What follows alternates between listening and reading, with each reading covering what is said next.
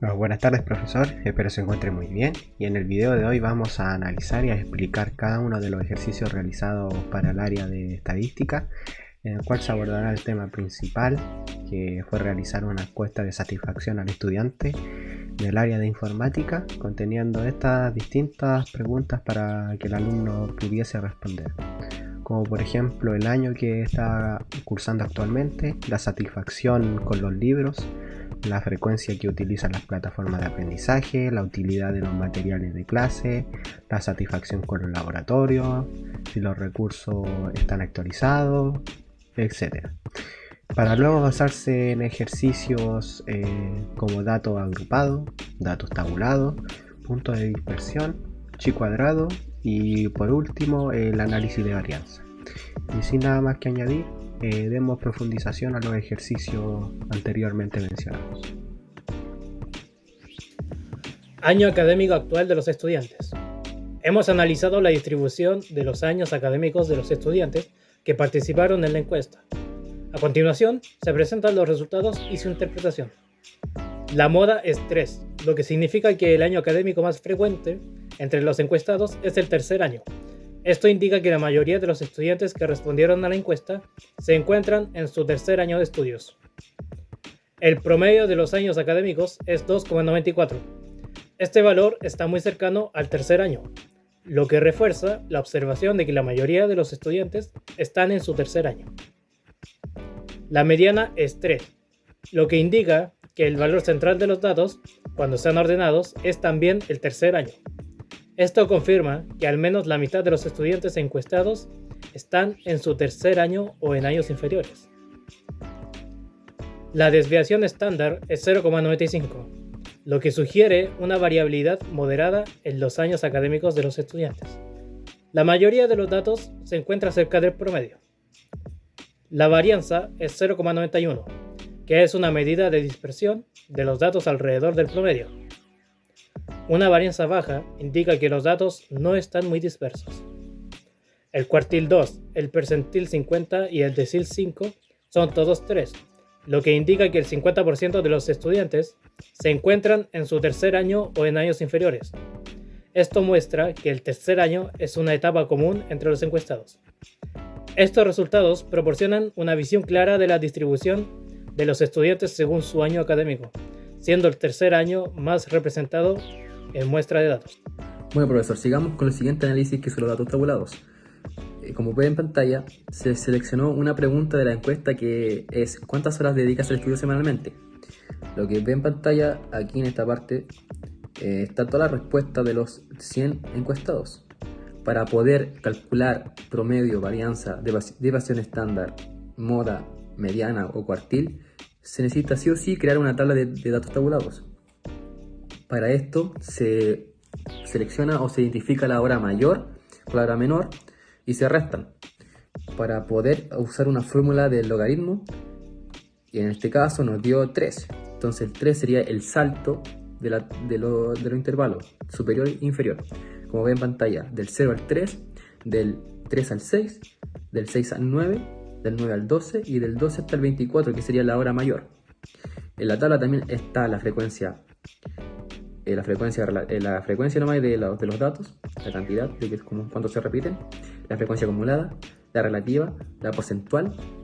También aquí seleccionamos la marca de clase, la multiplicación de la frecuencia por la marca de clase y la formulita para poder calcular la varianza o la desviación estándar. Primero que nada, para encontrar el intervalo o la línea, como ven en pantalla, se busca la primera frecuencia acumulada del total, que serían 100 datos, dividido en 2, serían 50. Entonces se busca la primera acumulada mayor, entonces sería 61. Como es 61, entonces seleccionamos ese intervalo que ya está pintado en amarillo para completar la siguiente tabla de detalles de datos tabulados. Por ejemplo, necesitamos sí o sí identificar su frecuencia, que es 12. Ya tenemos 12 aquí. Tenemos que identificar la superior, que es 11, la anterior, que es 23, y la frecuencia acumulada anterior, que es 49, como se ve en pantalla. Entonces, tenemos que calcular también el salto, que es 3, entonces ya lo tenemos calculado. Con eso podemos calcular sí o sí la moda, la mediana y el cuartil. Como pueden ver en los cálculos, el promedio da como 8,52, que aproximados serían 9 horas. 9 horas que estudia semanalmente el alumno. La varianza dio 42,24 y la desviación estándar 6,49. La moda, como dije, el promedio es 9 aproximado. La moda es 9,3, que quedaría como aproximadamente 9. La mediana es 6,25 y un cuartil 2 sería 6,25 también. Ya terminando todo esto, tenemos que tener en cuenta también que esto serviría para sí o sí tabular.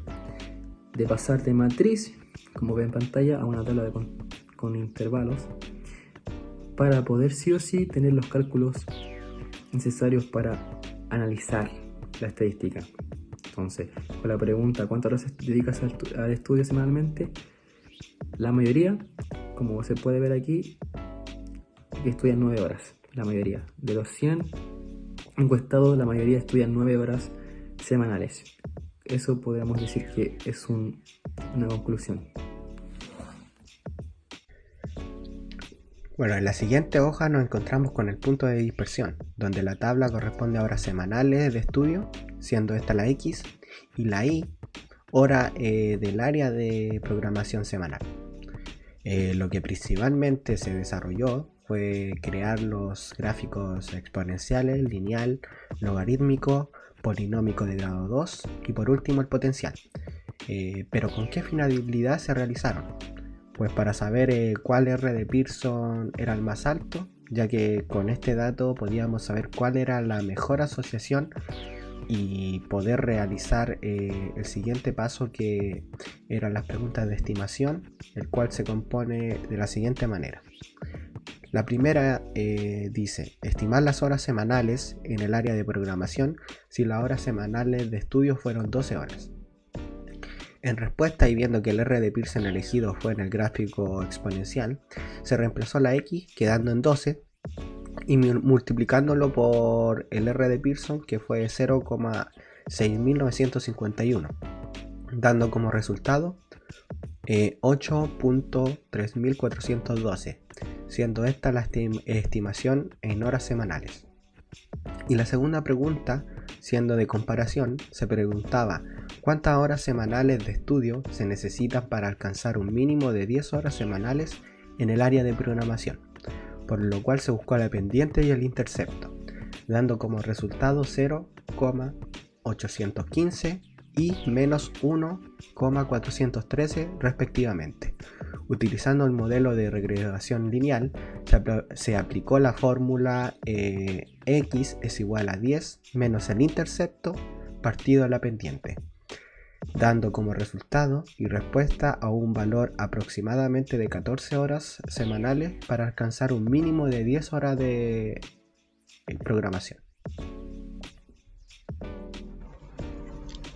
En la siguiente tabla podremos encontrarnos con los elementos que utilizaremos para calcular el chi cuadrado, el cual se define como una prueba estadística que se utiliza para determinar una relación significativa entre las dos variables, las cuales son catalogadas como independientes o dependientes una de la otra.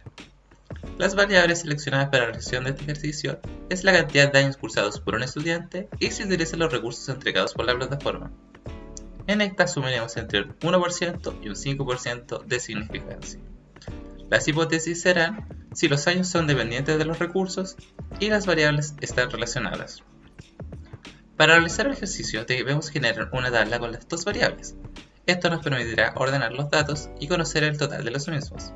Utilizando la fórmula fila por columna dividido por el valor total, al aplicarlo generaremos 10 nuevos datos que se utilizaremos en la siguiente fórmula, donde el valor original será restado por los nuevos resultados y serán elevados 2 para luego ser dividido de nuevo por el resultado. Aplicándolo con los 10 nuevos valores, de esta forma llegaremos al número 8,81.447.964. Y para el paso final utilizaremos una tabla de distribución de chi cuadrado junto al nivel de significancia y el grado.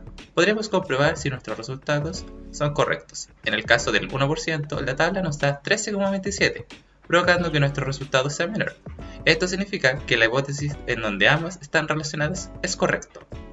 En el caso del 5%, la tabla nos da 9,48, en que nuestro resultado sea menor. Esto significa que la hipótesis en donde ambas están relacionadas es correcta, dando el resultado final que la hipótesis es correcta. Y por último, el análisis de varianza. Aquí se escogieron las preguntas: con qué frecuencia utilizan las plataformas en línea y qué tan útil se considera el material de los profesores. En base a esta información dimos paso a realizar y completar la tabla, el cual contenía la frecuencia semanal, mensual, nunca, rara vez y semanal, para así poder obtener la media o el promedio y la varianza de cada uno de los datos anteriormente mencionados. El siguiente paso fue sacar el análisis de varianza de un factor, donde se puede visualizar que coinciden los resultados expuestos en la primera tabla y en consecuencia una respectiva lista que informa sobre el origen de las variaciones, como grado de libertad, promedio de cuadros, probabilidad, valor crítico. Como último paso se dio a conocer la hipótesis del problema, explicando y refiriéndose que en el H0 los estudiantes que estudian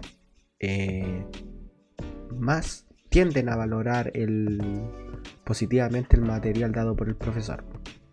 Y en H1, sabiendo que tiene que ser el contrario a H0, se explica que no existe relación positiva en la cantidad de tiempo que se dedica al estudio.